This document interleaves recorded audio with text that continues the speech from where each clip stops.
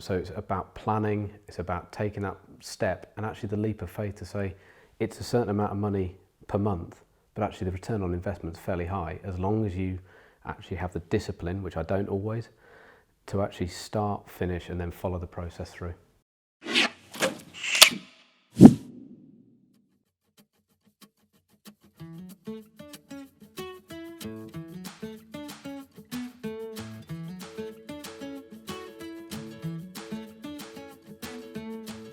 I think it's fair to say completely sceptical. I kind of felt that any coaching like this, whether it be ActionCOACH or any coach, probably wasn't needed at that time. It's similar to marketing. How was I going to test and measure it? How was I actually going to look at what does social media provide us? What does Google Ads provide us?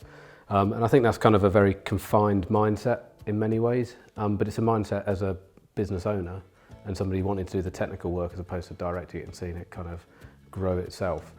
So it was actually put to me that I had a lot of sports coaches at the time, and actually why would I be having a sports coach for a hobby which bears no relationship bar costing me a lot of money to enter races, but this is the single most important thing in my life, to be able to fund the house generally, kids' lives and all those kind of things, and also have a business that funds other people's lives as well.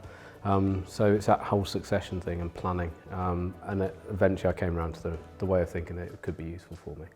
My main expectation was really to look at having somebody who's got more business experience than me, who could give me some ideas, who could kind of suggest ways of growing a business, but probably not take control of it in any way, just kind of question me and what I'm doing, which is really, that's where I was coming from with it.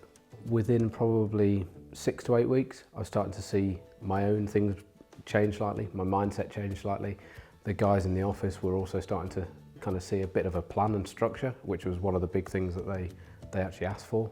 The actual figures, that was one thing I wasn't particularly great at, and actually understanding, right, what are the figures? What do they look like? When can we take the next person on? How efficient do they need to be?